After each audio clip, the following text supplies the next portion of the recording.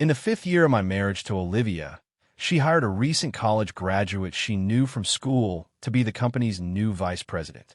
Suddenly, I was branded a freeloader, a kept man, and in front of the entire company, he poured a glass of red wine over my head. He looked at me with contempt. "I hear you've been married to Olivia for 5 years and have nothing to show for it, just coasting and collecting a paycheck here. I've seen plenty of freeloaders like you, thinking you can hit the jackpot just by latching on as someone successful. Olivia might be generous enough to tolerate you, but I have a zero-tolerance policy for slackers. As of today, you're fired." Fired? How could I be fired from my own company? I froze for a second, my head instinctively turning to look at Olivia. She hesitated for only a moment before walking over to me and whispering, "Lucas, Ethan doesn't know what you've contributed to the company. He was a little harsh, so please don't take it personally. Besides, you've worked so hard for the company all these years. It might be good for you to go home and rest for a while." I was stunned again, staring at Olivia in disbelief. After a moment of silence, I nodded. "All right, I just wondered if the company could even last a week without me."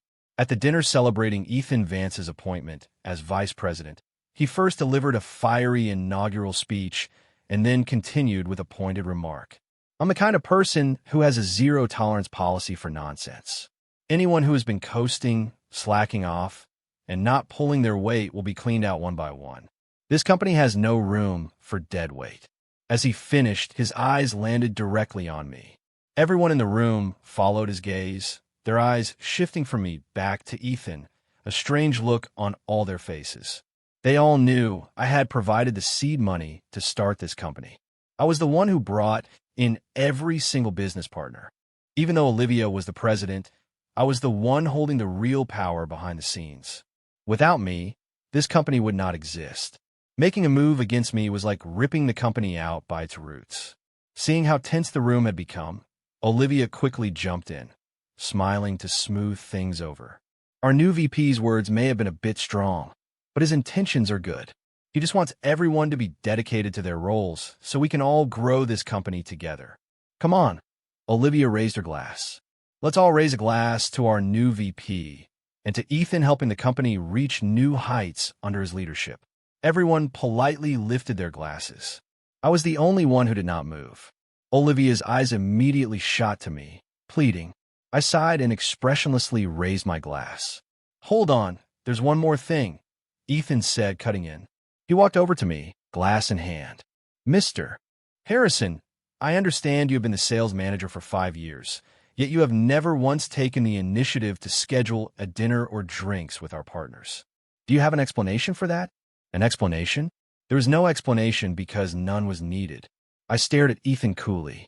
As the heir to the Harrison family, with business interests spanning the entire country, people came to me begging for partnerships, not the other way around.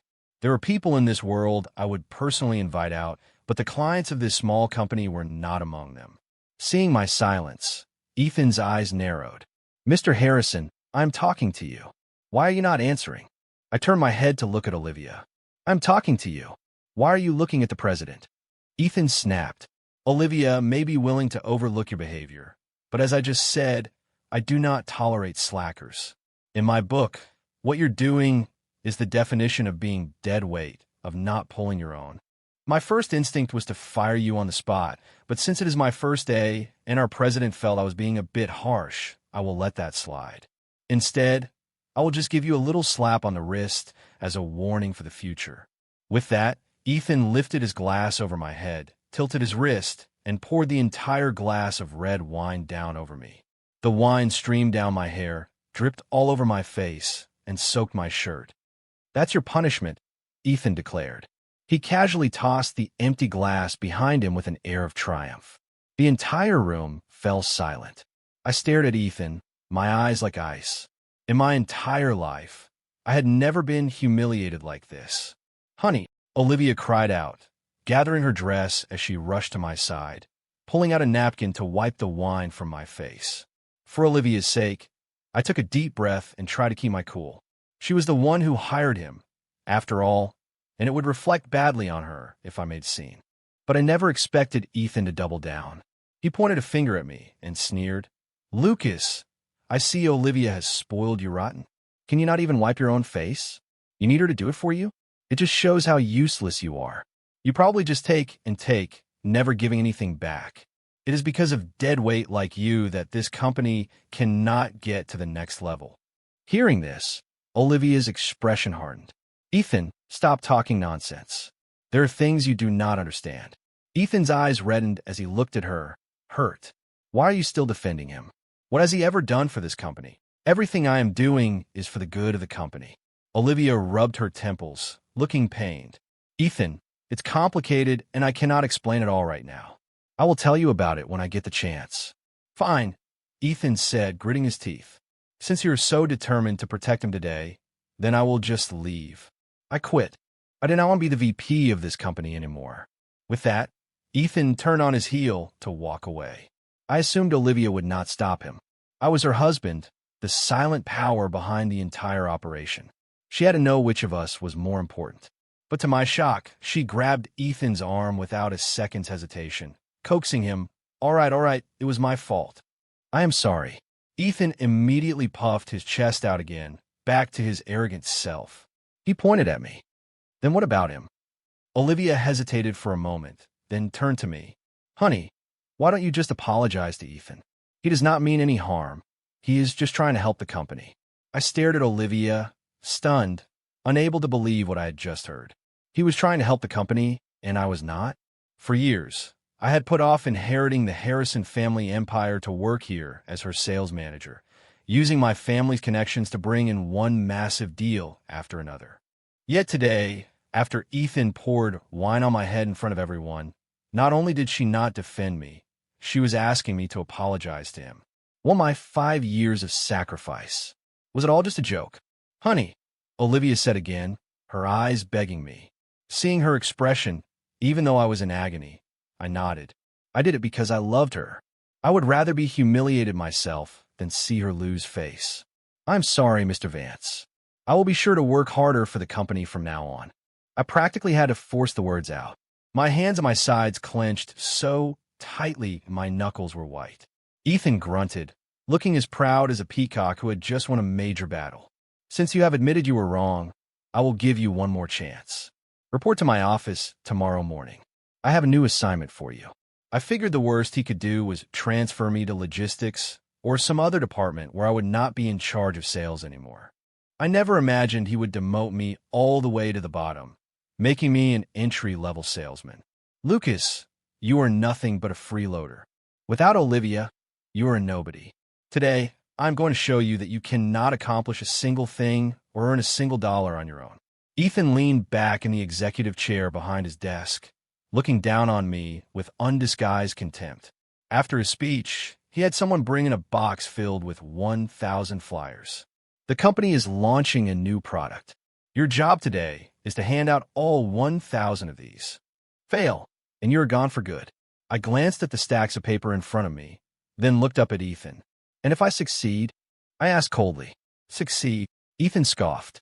Then it just proves you are not a complete waste of space. But I am warning you, do not try anything clever.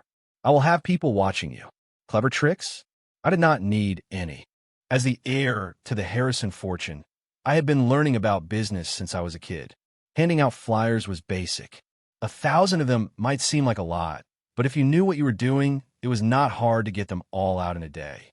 By the time I left Ethan's office, news of my new job had already spread through the entire company. A few of the top salespeople I had personally mentored and promoted came to find me, and they were all furious. This is outrageous. Who does he think he is? I'm going to go give him a piece of my mind. I am coming with you. What is the point? We should go to Olivia. Everyone knows he only acts this way because she lets him. He is right. Let's go talk to the president. I quickly stopped them. Olivia had come down with a cold last night and was not feeling well this morning. I did not want to bother her with something so trivial. It is just handing out flyers. I can handle it. You all get back to work. In my opinion, Ethan's petty power plays were beneath my notice, but I never thought he would actually have someone take a video of me handing out flyers and post it on TikTok. The caption read, "If you're going to be a kept man, you should at least know how hard it is to earn a living." The comments section was filled with people tearing me apart. So he is just a freeloader. What a waste of a handsome face. Wow, a grown man living off a woman. Pathetic. He's a disgrace. He deserves this. Someone needs to teach him his place and show him that being a kept man is not so easy. The post got so much attention, it quickly started trending on Twitter. My phone started blowing up with calls from my parents, friends, and the CEOs of several companies that were desperate to partner with me. I was completely blindsided. I had no idea what was going on.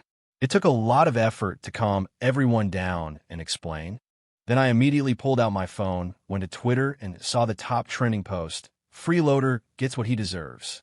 I was so furious, I nearly shattered my phone in my hand. I had let Ethan get away with so much for Olivia's sake. But he seemed to think he was untouchable as long as she was around. Just then my phone rang. It was Olivia, her voice thick and nasal from her cold. "Honey, I am so sorry on Ethan's behalf.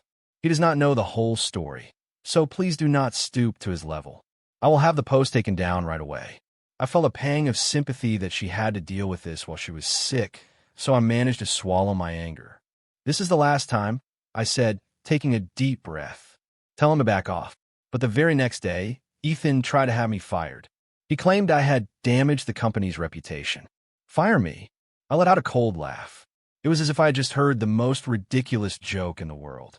If you had not sent someone to film me and post it online, calling me a freeloader, how would the company's image have been damaged?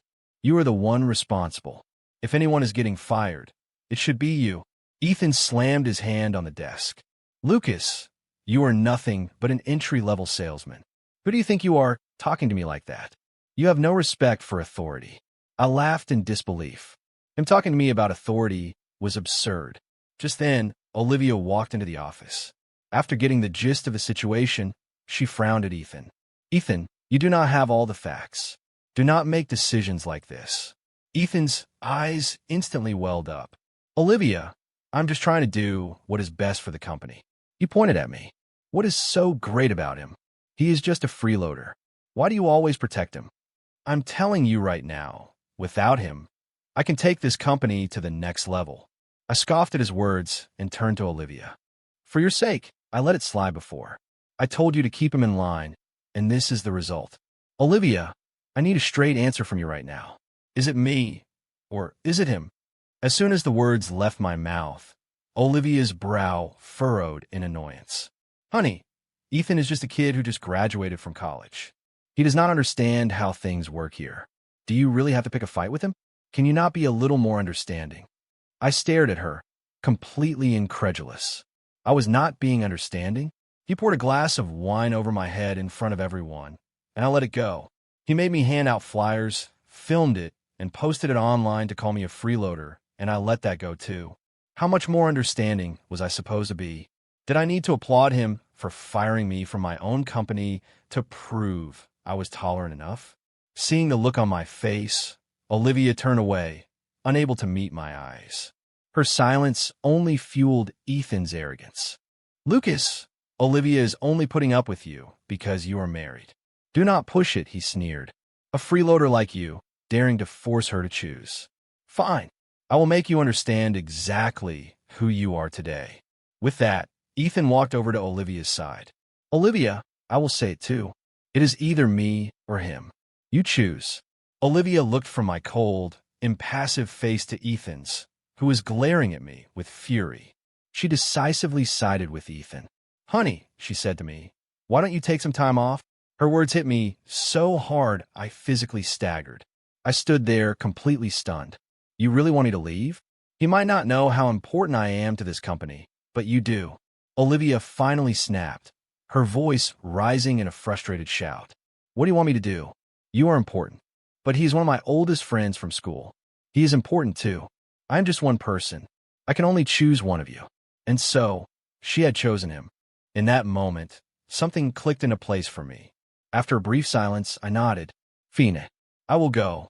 Olivia looked startled, opening her mouth as if to say something, but ultimately, she said nothing at all. Ethan moved closer to Olivia, practically pressing against her, a triumphant and contemptuous look in his eyes as he stared at me. "You heard her, freeloader. Get lost." I gave Olivia one last long look, then turned and walked away. Just as I stepped out of the building, my phone buzzed with an iMessage from her. Honey, I was just angry. I did not mean it. Please try to understand. I'm stuck in the middle, and it is so hard. Just go home and rest. Once I calm Ethan down, I will come home tonight and make it up to you. Anything you want. I laughed. I was her husband, but she had to placate another man before she could even think about making things right with me. If it was so difficult for her to choose, then I would make it easy. I pulled out my phone and called my family's estate manager. Send a car for me. And cancel every single partnership connected to this company, effective immediately. Also, have the lawyers draw up divorce papers. I had just hung up when I heard a flurry of footsteps rushing up behind me. It was the company's department heads. Mr. Harrison, you cannot leave. That is right. This company only exists because of you. If you go, the whole thing will collapse. Please come back with us. We will go talk to President Miller. Yes, let's go to Olivia. She must have lost her mind, letting some kid fresh out of college run wild as VP. Listening to them and seeing the panic on their faces, I felt a mix of bitterness and validation. Even they knew the company could not survive without me. Yet Olivia, my own wife, the person who slept beside me every night, knew it too and simply did not care. 5 years of my life, all for nothing. She did not deserve my love. Everyone, I began, but I was cut off by the sight of Olivia running toward us, dragging Ethan by the hand. Honey, I just heard. All of our partners are pulling their contracts. You have to do something quickly. My face remained calm, but the managers around me erupted in panic. What? President Miller, is that true? This is a catastrophe. Without those partners, we cannot sell a single product. Did you call them? Did you ask why? They cannot all just pull out for no reason. Olivia was a complete mess, in no state to answer their questions. She just looked at me desperately. Honey, please call our partners. You know they will listen to you. My gaze fell on her hand, still tightly clasped in Ethan's. A sharp pain went through me, and I looked her straight in the eye. You are asking the wrong person. I have been fired, remember? I have nothing to do with this company anymore. Olivia froze, staring at me in stunned silence. The department heads exchanged a look as a sudden understanding dawned on all of them. One of them spoke up. President Miller, this was a terrible mistake. Mr. Harrison has poured his heart and soul into this company for 5 years. You cannot just fire him. The official announcement has not gone out yet, another added. Bring him back. Reinstate him as sales manager. There is still time to fix this before the news gets out and we lose everything. Please, President Miller, hurry. Olivia opened her mouth to speak, but Ethan cut her off. What is the meaning of this? Firing Lucas was my decision. Are you questioning the authority of your vice president? At his words, the expression on every manager's face soured. They all glared at Ethan with open displeasure. Olivia frantically tugged on his arm, trying to get him to shut up. But Ethan completely ignored her, turning on Olivia instead. Olivia, this is your fault for being too soft. This is your company, and these people work for you. But you have let them walk all over you. It is absolute chaos, and it is because you allowed it. Olivia's face went pale, clearly shocked that Ethan would dare to publicly reprimand her. He, however, did not notice her expression and continued his grandstanding speech. As vice president, I have a responsibility to this company. People like them and Lucas are parasites. They are leeches sucking this company dry. And now that we are facing a crisis, what do? These managers, with their high salaries, instead of trying to solve the problem themselves, they pin all their hopes on a man I just fired. It is pathetic. At this, everyone, including Olivia, looked absolutely livid. I was the only one who watched him with amusement. So you're saying you can solve this crisis? Of course, Ethan declared proudly. Nothing is impossible. If you are determined, there is always a solution. All we have to do is talk to the partners with sincerity, and I am sure they will agree to continue working with us. I had a laugh. He really was just a naive kid fresh out of college. If sincerity was all it took to solve the world's problems, life would be a lot simpler. Wow, our VP is so impressive. One of the managers said sarcastically. Yes, truly amazing, another chimed in. Well, since our VP is so confident, we will leave this in his capable hands. We will be waiting to hear the good news and celebrate your success, Mr. Vance. The managers all started clapping, their eyes filled with mockery. Ethan beamed, completely oblivious. I turned to Olivia. You heard him. He is confident he can handle it. They do not need me. Lucas, Olivia started to say, but Ethan cut her off. Olivia, I already said I can handle it. Stop dithering. Let's go. Take me to meet with these partners. Olivia was furious now. She snapped at him. Stop making promises when you do not know what you are talking about. This is not something you can fix. Now apologize to these managers. What you said was completely out of line. Apologize to them? Ethan stared at her, his eyes wide with disbelief. They are the parasites. Why on earth should I apologize to them? You. Olivia pointed a trembling finger at him, her whole body shaking with rage. Olivia, I will prove to you that I am right, he declared. He shot a final, dismissive glare at me and the managers, then snorted and stormed off. I could see Olivia wanted to run after him, but she stopped herself and turned to me instead. Honey, Ethan is just being immature. Do you have to escalate this? We poured 5 years of our lives into this company. Are you really going to just let it die? She was still blaming me. After everything, she was blaming me. Was I the one picking a fight? I had been more than patient. My expression hardened. Olivia, you know exactly who is at fault here. But he is just so young, she pleaded. I scoffed. Young? He was not a toddler. He was a grown man with a college degree. Adults have to take responsibility for their actions. That applied to him, and it applied to her.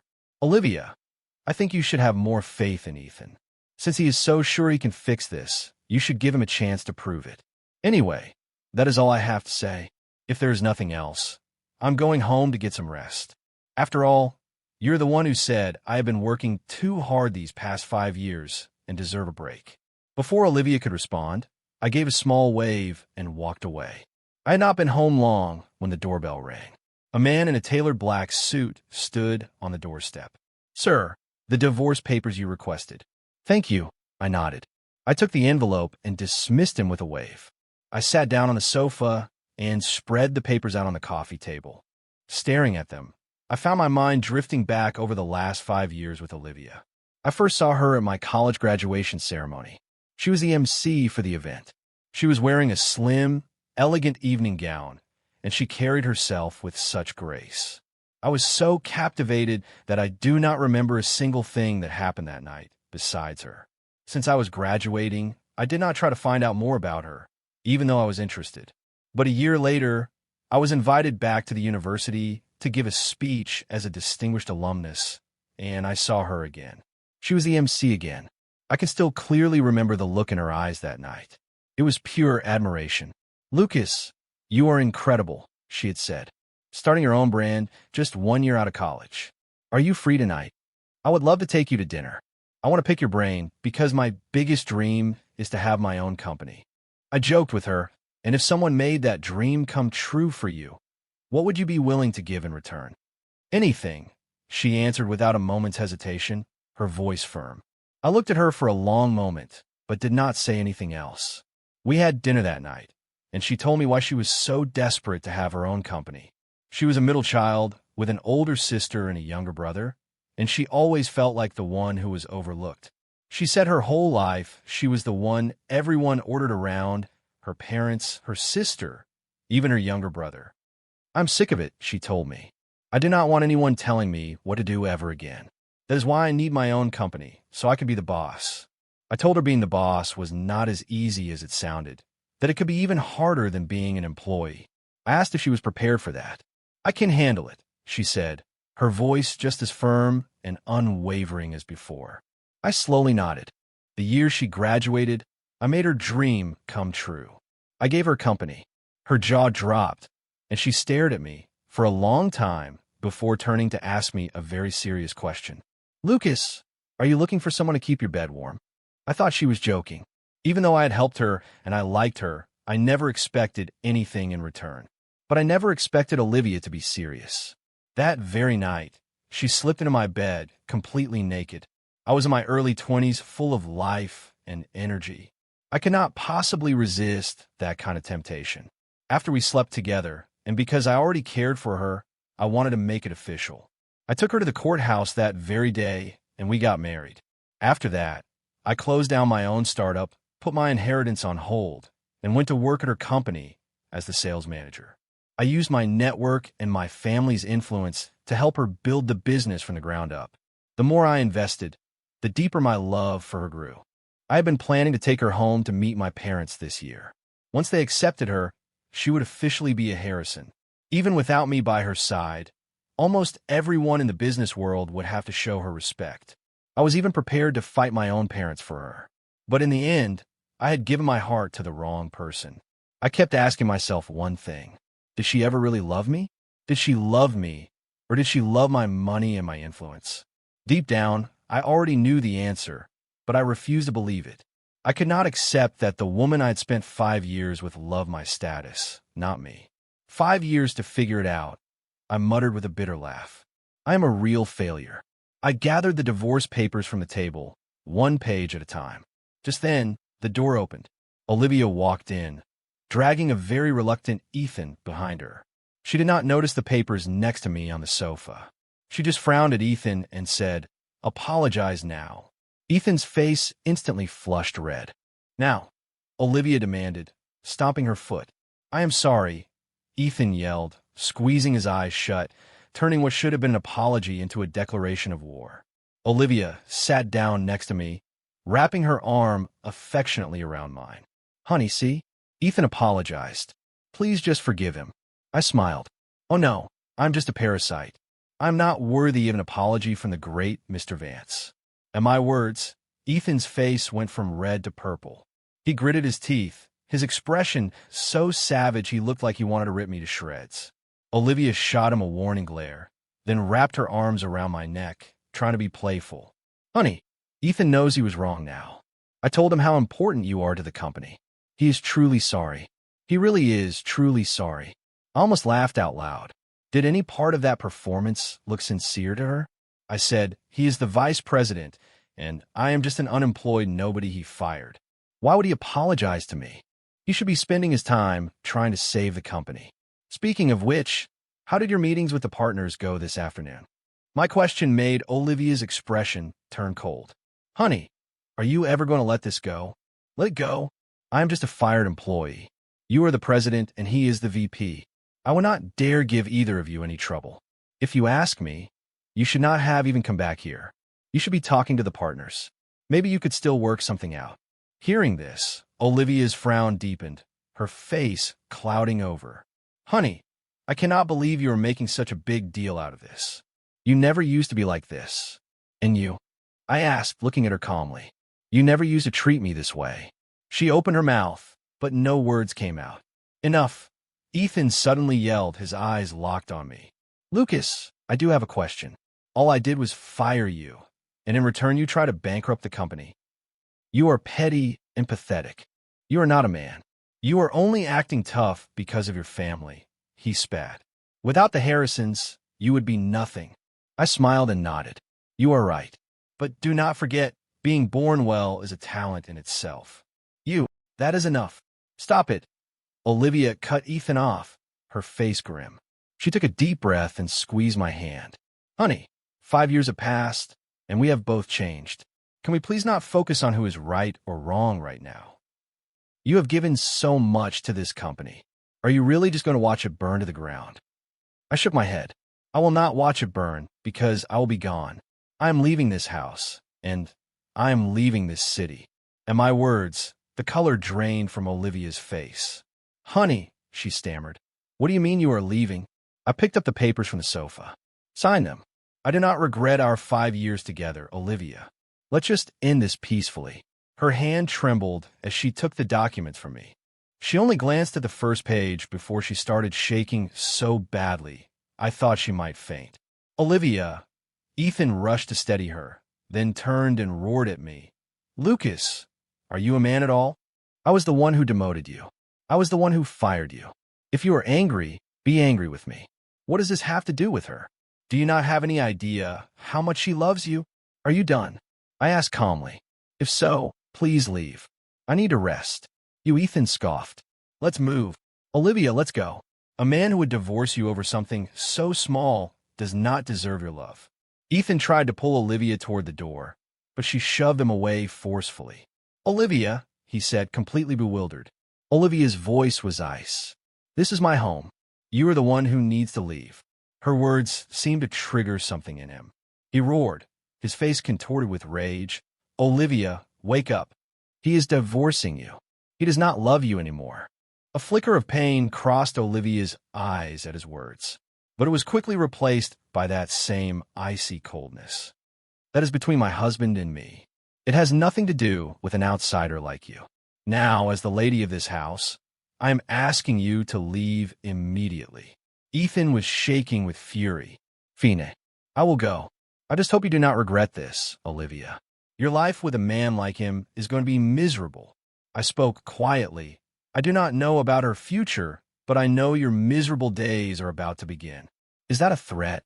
Ethan sneered.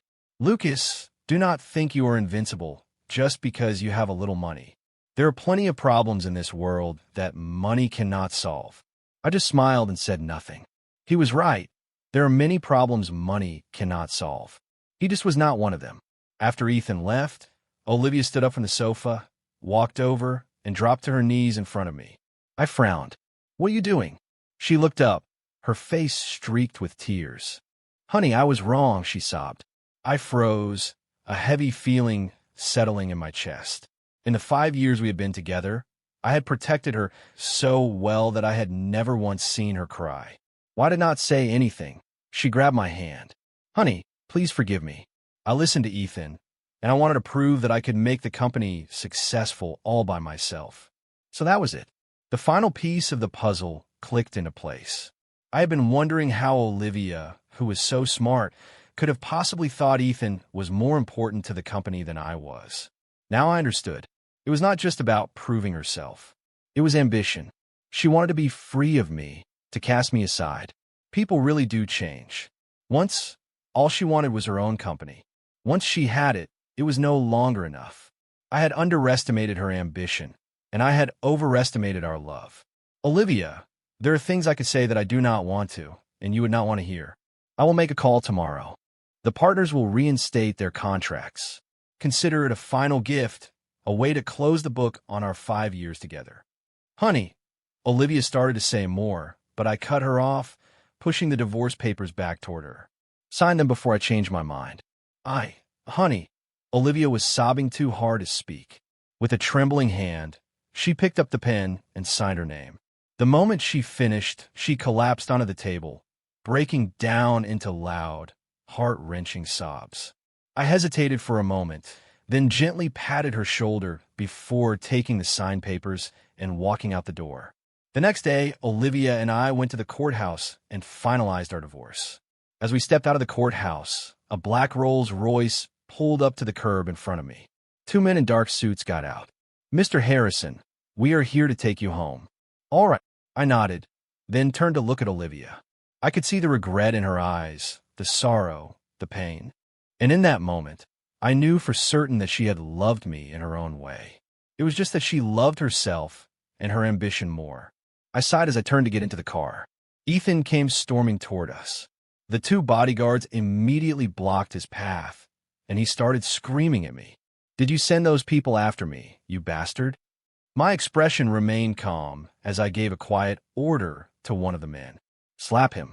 With a loud crack, one of the bodyguards swung his arm and hit Ethan so hard he spun around 3 times before stumbling, his cheek already swelling. I walked over to him and said quietly, I told you last night your miserable days were about to begin. Ethan's eyes went red with fury. You son of a bitch, I will kill you. The 2 bodyguards held him fast. I suddenly lost interest, waving my hand dismissively like I was shooing away a fly. Get him out of here. I never want to see him again. Ethan struggled wildly. Let me go, you bastards. Then his eyes fell on Olivia, standing frozen nearby. Olivia, help me, he screamed. Her only response was a cold, empty stare. A look of despair washed over Ethan's face as the bodyguards began to drag him away. "You two deserve each other," he screamed, struggling against them. "Both of you. Lucas, what are you going to do to me? You had better let me go, or I swear I will make you pay." I had to laugh. Make me pay? I was sorry to say he did not have a future to do it in. Last night, I had made a single phone call. Overnight, all of Ethan's dirty laundry had been aired online, from cheating on his girlfriend to academic fraud on his thesis to bribing a professor to pass his final defense. His university had already rescinded his degree, and he was being destroyed online. No company would ever hire him. He would be lucky if he could even support himself. And I was the heir to the Harrison empire. On what grounds did he think he could ever touch me? If it had not been for Olivia, I never would have given him a second thought. To me, he was nothing more than a stray dog barking on the side of the road. After they dragged Ethan away, Olivia walked slowly toward me, each step a monumental effort. "Will I ever see you again?" she asked. I looked at her, and in just one night, new lines had appeared around her eyes. Her face was pale, her expression utterly exhausted. "I think it would be better if we did not," I said gently. "Don't you?" She gave a bitter smile. "Yes, better if we do not." Then she pulled 2 polished meditation balls from her pocket. "Please give these to your father for me." Then she took a ticket for a Broadway show from her purse. "And this is for your mother." I was stunned. Before I could say anything, Olivia had slipped into a waiting taxi and was gone. So she knew, I thought. I looked down at the gifts in my hand with a heavy heart. I had told her once, a long time ago, that my father collected things like this and that my mother loved the theater. I thought about how if it were not for Ethan, we would probably be on our way to my parents' house right now. But there are no if-onlys in life. When I got home, I gave the gifts to my parents, telling them they were from me. My mother gushed, "Oh, Lucas, how thoughtful." My father just said, "These are nice," but the slight smile on his face gave him away. After that, I joined the Harrison Group and began learning how to manage the vast enterprise, preparing to formally take over the family business. Every year in February, a letter would arrive for me. It was never signed, but I always knew who it was from.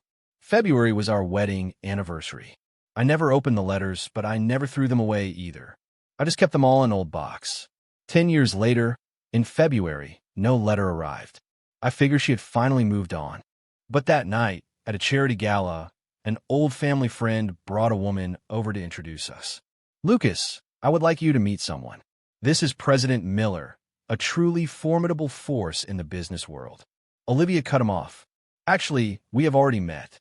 We know each other quite well." "Oh," our mutual friend said, surprised. Olivia smiled, raising her champagne flute in my direction. "Mr. Harrison," she said, "we meet again." She was wearing a deep purple evening gown, the exact same style she had worn that night at my graduation. For a moment, I was lost in the memory. If only things could have stayed as they were when we first met.